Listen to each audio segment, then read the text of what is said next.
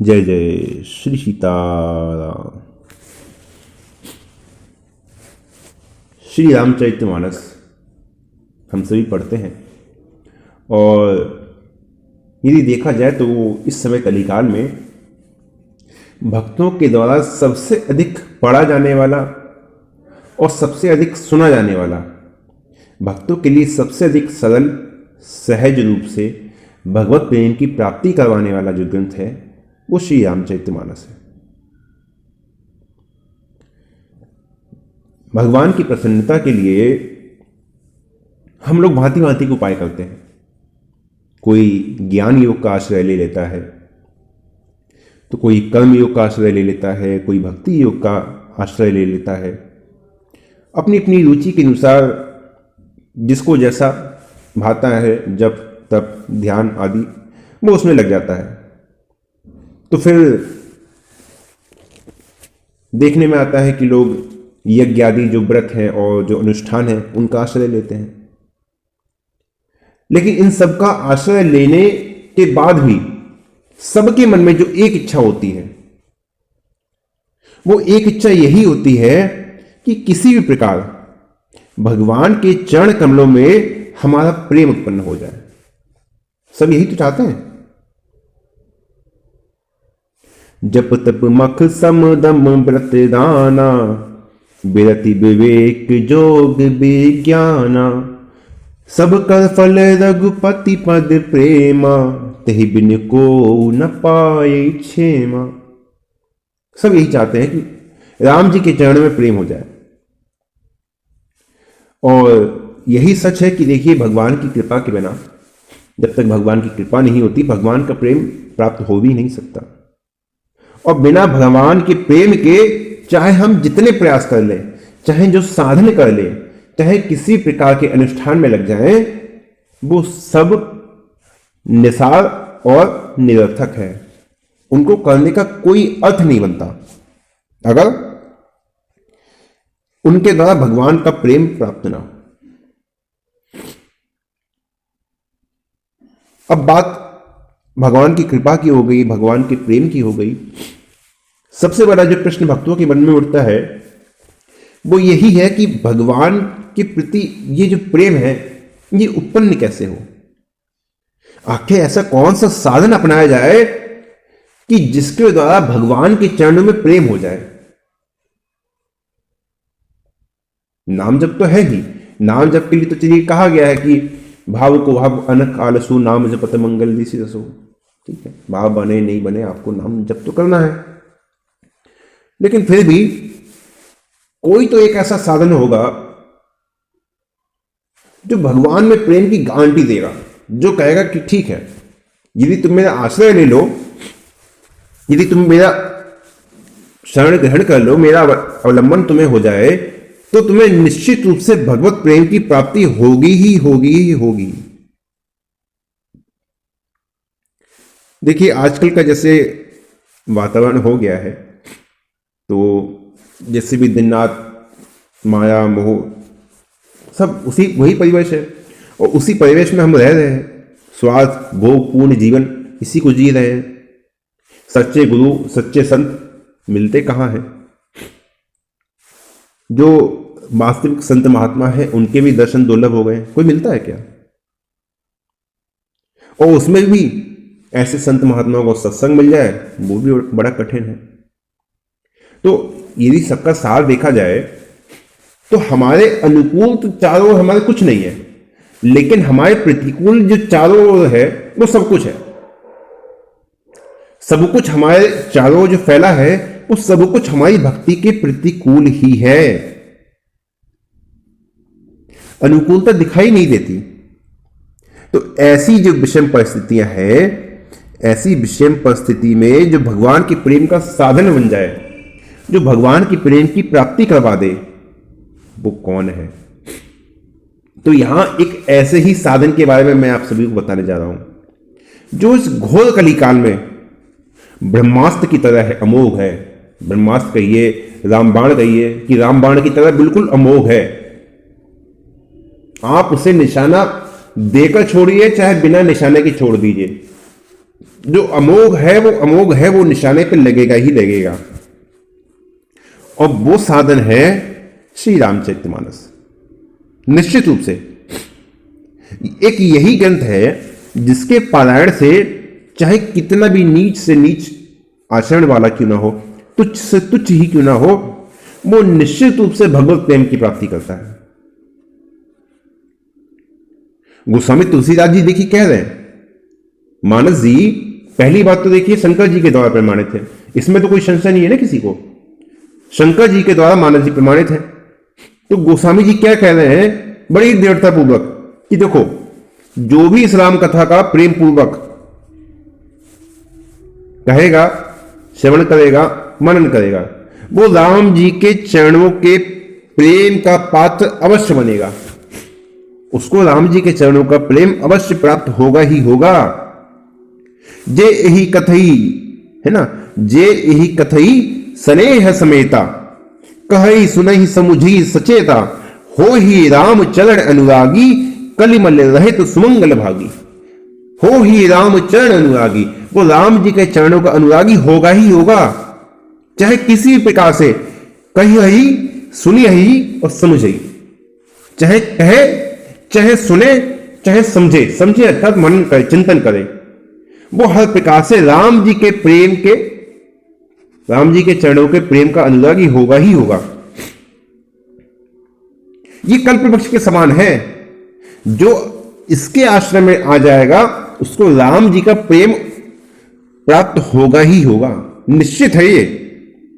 प्रणत कल्प करु करुणा पुंजा, उपजय प्रीति राम पद कंजा। ये कल्प वृक्ष है, इसकी शरण में जाओगे तो राम जी के चरण में प्रेम होगा ही होगा।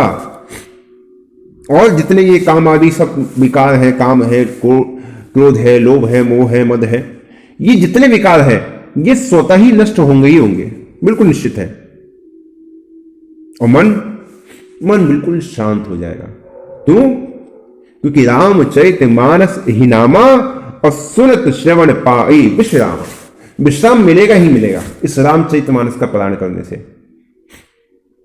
और मन में कोई शंका, कोई संदेह, ये करें, ऐसा करें, वैसा करें, कोई शंका संदेह मन में शेष नहीं रहेगा।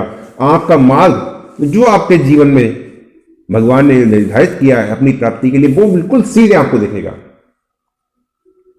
राम कथा सुंदर कर तारी, संशय बिहग उड़ावन हारी। सारे संशय रूपी बिहग सब समाप्त हो जाएंगे, सब कुछ समाप्त हो जाएगा, बिल्कुल निश्चित। एक बात जो तुम्हें दिखाई देगा, बस उसी पे चलना है। किसका आश्रय लेना है? श्री रामचरितमानस का आश्रय लेना है। जो भी भक्त विश्वास से इस कथा को निरंतर सुनेगा वो भगवान की भक्ति का अधिकारी होगा, अवश्य होगा। मुनि दुर्लभ हरि भक्ति नर, जो मुनियों को दुर्लभ है, जो ऋषि मुनियों को दुर्लभ है, ऐसी भक्ति भगवान की हरि भक्ति नर कैसे प्राप्त होगी? पावही, बिना ही प्रयास के प्राप्त हो जाएगी। कौन सी भक्ति? मुनि दुर्लभ हरि भक्ति नर, पावही बिना ही प्रयास। लेकिन कब? जे यह कथा निरंतर सुन ही मानी विश्वास। जिस कथा को निरंतर सुनेगा, कैसे? सुन ही मानी विश्वास, और विश्वास करेगा कि यहां जो लिखा है वो प्रमाणित है, यहां जो लिखा है वो प्रमाणित है, वो सत्य है। एक एक अक्षर, एक एक चौपाई पूर्णतः सत्य है, सत्य है, सत्य है। जो भी भक्त इस रामचरितमानस का पारायण करेगा, फिर उसके मन में चाहे कोई भी इच्छा हो, चाहे भगवान की प्रेम की इच्छा हो, चाहे अपनी मुक्ति की इच्छा हो, दोनों प्राप्त होंगे। राम चरण गति जो चाहे, अथवा पद निर्माण, चाहे भगवान के चरणों में प्रेम चाहिए, चाहे पद निर्माण, चाहे मुक्ति चाहिए, बिल्कुल दोनों मिलेगी। भाव सहित जो एक कथा करऊ श्रवण पुट पान। यहां पर पढ़ने की भी बात नहीं कही, पढ़ने की भी आवश्यकता नहीं है, तुम्हें चिंतन करने की आवश्यकता नहीं है। भाव सहित जो यह कथा, भाव के साथ, कैसे? करऊ श्रवण पुट पान, कानों के दोनों से बस भर के पीते जाओ, पीते जाओ, पीते जाओ। ऐसी ये परम मंगलकारी कथा है। श्री रामचरितमानस यही नाम। अरे भगवान के प्रेम की ऐसी जो गारंटी दे, ऐसा एक भी कोई ग्रंथ है जो बिल्कुल गारंटी दे कि नहीं भगवान में प्रेम होगा होगा होगा अवश्य होगा, और उसमें भी लौकिक और पारलौकिक जितनी कामनाएं हैं वो सब भी पूरी होंगी। ऐसा नहीं है कि ठीक है आपके मन में कोई कामना है इस लोक की या परलोक की, वो पूरी नहीं होगी, वो भी पूरी होगी इसी से श्री रामचरितमानस से। जो भी कैसे भाव सहित और निष्कपट होकर कहेगा, सुनेगा, चिंतन करेगा, मन में जो भी इच्छाएं हैं, जो भी कामनाएं हैं वो भी पूरी होंगी। और संसार, भैया संसार से तो तरना ही तरना है। बिल्कुल शंकर जी गारंटी दे रहे हैं, मन कामना सिद्ध न पावा, जे यह कथा कपट तज गावा, कहि सुनी अनुमोदन करही, ते गोपद भव एव भव निधि तरही। वो संसार समुद्र को ऐसे पार कर जाएगा जैसे गाय के खुर से कोई गड्ढा बन जाए और उसको पार करना कितना सहज हो। वो इस संसार सागर से ऐसे ही पार हो जाएगा। लेकिन कब? जे यह कथा कपट तजी गावा। क्या क्या बात कही रामचरितमानस को पढ़ने में? जे यह कथा सुनहि मानी विश्वास, विश्वास के साथ, फिर भाव सहित तो ये जो यह कथा करो श्रवण पुटपान, विश्वास हो, भाव हो, और जे यह कथा कपट तजी गावा, और बिना कपट के, मन में कोई कपट नहीं रहना चाहिए, बिना कपट के ये कथा होनी चाहिए। जे यह कथा कपट तजी गावा, 3 शर्तें कही। कपट नहीं होना चाहिए, विश्वास पूरा होना चाहिए और भाव पूरा होना चाहिए। तो ये रामचरितमानस का जो फल है, लौकिक पारलौकिक उन्नति, लौकिक पारलौकिक इच्छाएं, और चाहे मुक्ति चाहिए, चाहे भगवान के चरणों में प्रेम चाहिए, ये सब कुछ प्रदान करने वाली है। ये तो वो पास पत्थर है कि इसके संपर्क में जो भी छू गया, जो भी इससे स्पर्श हो गया, वो निश्चित रूप से भगवत प्रेमी बन जाएगा, निश्चित रूप से। ये वो सरोवर है जो पुण्यमय है, जो पाप का हरण करने वाला है, जो कल्याण प्रदान करने वाला है, जो भक्ति प्रदान करने वाला है। और सरोवर है, स्नान करोगे तो क्या होगा? माया मोह रूपी जो भी मल है उसको शुद्ध करके, उसको दूर करके शुद्ध करने वाला है, स्वच्छ करने वाला है। ऐसी महिमा है श्री रामचरितमानस की। गोस्वामी जी भी कहते हैं कि जो भी इस रामचरितमानस को कहते हैं, सुनते हैं, वो बिना ही परिश्रम के निर्मल होकर, है ना, श्री राम जी के धाम को पधारते हैं, श्री राम जी के धाम के अधिकारी हो जाते हैं। और एक 2 चौपाइयों की बात कहें कि जरूरी नहीं है आप पूरे ही ग्रंथ का आपने पारायण किया है, पूरा ही ग्रंथ आपको स्मरण होना चाहिए। गोस्वामी जी तो यहां तक कह रहे हैं कि कोई बात नहीं, किसी को 5-7 चौपाइयां ही याद हो जाए, है ना, 5-7 चौपाइयां भी अगर किसी के हृदय में स्थित हो जाए, बिल्कुल देखिए शब्द पे बात ध्यान दीजिए, 5-7 चौपाई, 5 हो, 6 हो, 7 हो, 10 चौपाई हो, कोई भी चौपाई आपके हृदय में स्थित हो जाए।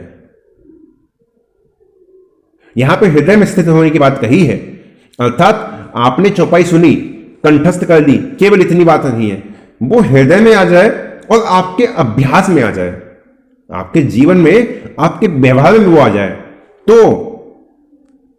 यदि ऐसा हो जाए तो रघुवंश भूषण चरित यह नर, कहि सुनहि जे गावहि, कलिमल मनोमल धोई बिनु सम राम धाम सिधावहि। राम जी के धाम सिधा जाएगा।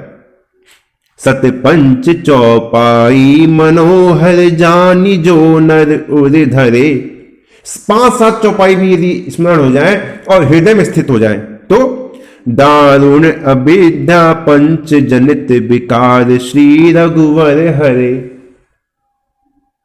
तो मन में जितने विकार हैं, काम, क्रोध, लोभ, मोह, अहंकार, मद, मत्सर, सब कुछ श्री रघुनाथ जी उन सबका हरण कर लेते हैं और अपनी निर्मल भक्ति प्रदान करते हैं। कलिमल मनोमल धोई बिनु श्रम, कलिकाल का जितना मल है वो बिना ही श्रम के ही समाप्त हो जाएगा और अंत में बिनु श्रम राम धाम सिधा वही, राम जी के धाम की प्राप्ति हो जाएगी। कोई कठिनता है? कोई कठिनता है? आवश्यकता क्या है? श्री रामचरितमानस का संबल लेने की, श्री रामचरितमानस की महिमा को स्वीकार करने की। श्री रामचरितमानस तो ऐसा सरोवर है कि आपकी इच्छा हो चाहे ना हो, बस आपका इसमें प्रवेश हो जाए, उसके पश्चात तो ये आपको शांति प्रदान करेगा ही करेगा। हर प्रकार से आपका कल्याण होगा ही होगा। मन करी विषय अनल बन जरई, होई सुखी जो ईश्वर परई। वो सुखी हो ही जाएगा, चाहे उसका मन लगे चाहे ना लगे। यदि उसने सरोवर में स्नान कर लिया तो वो सुखी हो ही जाएगा। इसलिए भगवान के प्रेम को प्राप्त करने के लिए हम सभी के लिए, हम सभी जैसे जो साधारण जन हैं, हम सभी के लिए सबसे सरल, सबसे सहज और सरस, रस सहित है ना, रस सहित साधन श्री रामचरितमानस के अतिरिक्त और कोई नहीं है। ऐसी परम पावन श्री रामचरितमानस की महिमा है। देखिए, राम जी के विषय में हम लोग जितना अभी तक समझे हैं, जितना जाने हैं, जितना हम सभी सत्संग सुनते हैं, कहीं प्रवचन सुनते हैं, सबका जो मूल आधार क्या है? सबका मूल आधार है श्री रामचरितमानस। चाहे आप राम जी के द्वारा जहां भी उपदेश दिया गया है, चाहे प्रजा को उपदेश दिया गया, काबुसुंदी जी को उपदेश दिया गया है ना, और विभीषण जी की शरणागति का प्रसंग आया, चाहे बाली को उपदेश किया, चाहे कहीं की कोई भी बात आई हो, हम लोग कहां देखते हैं? श्री रामचरितमानस तो देखते हैं। भाई नारद जी की शरणागति के विषय में जब नारद जी ने कहा, जद भी प्रभु के नाम अनेका श्रुति कह अधिक एक ते एका, राम सकल नामवंते अधिका हो नाथ अग खग कर्म अधिका। आप में नाम सारे नामों से ऊपर हो जाए, सब नामों में सर्वश्रेष्ठ हो जाए। हम इसीलिए तो मानते हैं ना। श्री महर्षि अगस्त्य जी के शिष्य श्री सुतीक्ष्ण जी, उनका चरित्र, उनके चरित्र से राम जी के प्रेम की शिक्षा ली, उनका चरित्र हम सभी ने श्रवण किया। एक वाणी करुणा निधान की, सो प्रिय जाके गति नान की, इससे हमने निंदा सीखी। श्री वाल्मीकि जी ने राम जी को रहने के स्थान बताए, है ना। जाहि न चाहि कबू कछो तुम सन सहज सने, बसो निरंतर तासो सो रावण निज गए। यहां से समझा कि निष्काम भक्ति होगी तो राम जी हृदय में निवास करेंगे। नारद जी और राम जी का जो संवाद हुआ है, जब नारद जी ने राम जी को देखा है दुखी, वहां पे आए हैं, तो नारद जी और राम जी का संवाद हुआ है। सुन मिंड तो ही कहूं सह रोषा, भजई मोहित जी सकल भरोसा, करम सदा तिनके रखबारी, जी बालक राखी महतारी। जो सब आशा भरोसा छोड़कर मेरा शरण लेता है, मेरी शरणागति स्वीकार करता है, मैं उसकी रक्षा करता हूं, है ना। फिर काकभूषणी जी को उपदेश दिया है, प्रजा को उपदेश दिया है। तो ये सब हमने कहां से सीखा? कहां से हम वो भाव लेके आए? कहां से हमने वो अनन्यता आई? श्री रामचरितमानस से। श्री रामचरितमानस से ही तो आई। लेकिन ये तो कुछ चौपाइयां हैं, ये तो कुछ प्रसंग है, लेकिन यहां पे कुछ चौपाई की बात नहीं कही, यहां पे कुछ प्रसंग की बात नहीं कही है। यहां कही है कि मुनि दुर्लभ हरि भक्ति नर, पावहि बिनि प्रयास, जे यह कथा निरंतर, जो इस कथा को निरंतर सुन ही मानी विश्वास, सुने, पढ़े, मनन करे। कैसे? निरंतर। निरंतर कैसे होगी भाई? निरंतर का सीधा सा अर्थ है कि रोज होनी चाहिए। इसलिए जैसे यहां पे है ना, सत्संग में संध्या समय सत्संग में श्री रामचंद्र मानस का जो भी 4 चौपाई, 5 चौपाई, 3 चौपाई, जो भी जितना भी होता है, निरंतर होता है ना, प्रतिदिन होता है मानस पाठ। उसी प्रकार हमें चाहिए कि हम अपने स्थान पर, अपनी साधना में, अपनी दिनचर्या में श्री मानस जी को सम्मिलित करें। नाम जप के साथ में श्री मानस जी को सम्मिलित करें। श्री मानस जी की भले ही एक चौपाई है ना, एक चौपाई, एक दोहा, हम उसका पाठ, उसका पारायण अवश्य करें। बहुत अधिक पढ़ने की आवश्यकता नहीं है कि 5 चौपाई पढ़नी है, 10 चौपाई पढ़नी नहीं, बहुत अधिक पढ़ने की आवश्यकता नहीं है। भले ही एक दोहा हो, एक दोहा अर्थात 8 चौपाई लगभग रहती हैं, किसी में ज़्यादा भी रहती है। 8 चौपाई, वो 8 चौपाई आप पढ़ें तो वो समझ में आनी चाहिए कि हाँ किसने किससे कहा, क्या कहा, क्यों कहा और इसका मर्म क्या है, इसका मर्म क्या है, ये समझने वाली बात है। आखिर ऐसा किया तो क्यों किया, कहा तो क्यों कहा। जैसे जब बाली का वध राम जी ने किया है ना, बाली घायल हो गया तो बाली राम जी से क्या कहता है कि मुझसे ऐसा क्या अपराध हो गया जो आपने मेरा वध कर दिया, वो भी छुप के मुझे मारा, ऐसा क्या मुझसे अपराध कर दिया। भाई सीता जी चाहिए थी आपको, आप मेरे पास आ जाते। तो अपराध वहां पे फिर राम जी ने कहना है ना। अनुज बधू भगनी सुत नारी, सुन सट कन्या सम एचारी। अब सुग्रीव जी को जो अपराध स्मरण है ना, सुग्रीव जी को केवल पहला अपराध स्मरण है कि अनुज बधू, छोटे भाई की बीवी को तुमने जबरन अपने पास रख लिया,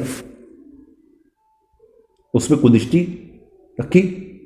अब ये एक अपराध तो अब विभीषण सुग्रीव जी जानते हैं, लेकिन जो 2 अपराध राम जी ने और गिनाए है ना, भगनी सुत नारी, अपनी बहन और अपनी पुत्र वधु, तिन्हीं कुदृष्टि बिलो कई जोई, ताही बदे कछु पाप न हुई। इन 2 पापों का स्मरण था ही नहीं, क्योंकि ये तो मानसिक पाप हुए ना, ये दोनों पाप तो बारी से मानसिक हुए हैं।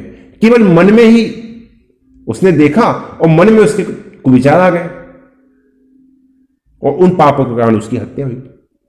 जिन पापों का स्मरण सुग्रीव जी को भी नहीं था, सुग्रीव जी नहीं जानते उस बारे में।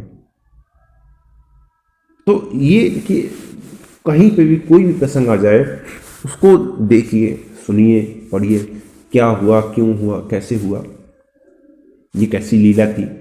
से मनु शतरूपा जी का प्रसंग आता है ना।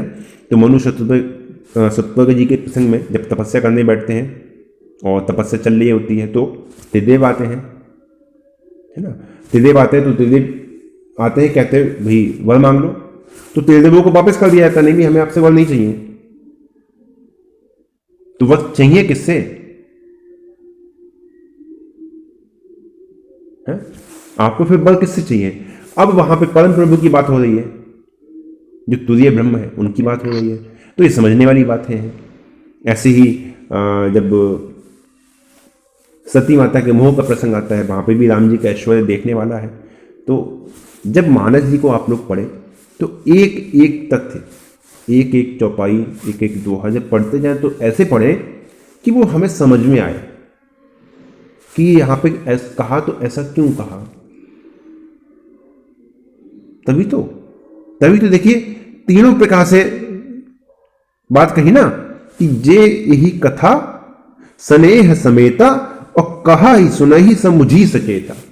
कहे, सुने और फिर उसका मनन करे, उसका मनन करे, चिंतन करे कि यहां पे ऐसा कहा तो क्यों कहा। भाई ऐसा शंकर जी कह रहे हैं तो क्यों कह रहे हैं, माता पार्वती से ऐसा कह रहे हैं तो क्यों कह रहे हैं, क्या बात है, क्या बात हो सकती है। और उसके लिए जब भी रामचरितमानस पढ़ने के लिए बैठे कम से कम उससे पहले 10 मिनट 15 मिनट पहले नाम जप करें। नाम आपको सामर्थ्य देगा, नाम तो महासामर्थ्यशाली है, नाम आपको सामर्थ्य देगा मानस जी को समझने के लिए।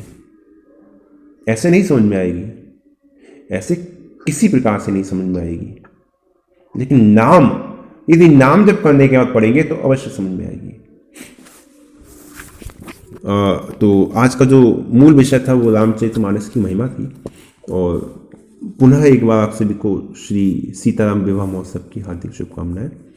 और आज के लिए यही विश्राम देते हैं। जय जय श्री सीताराम।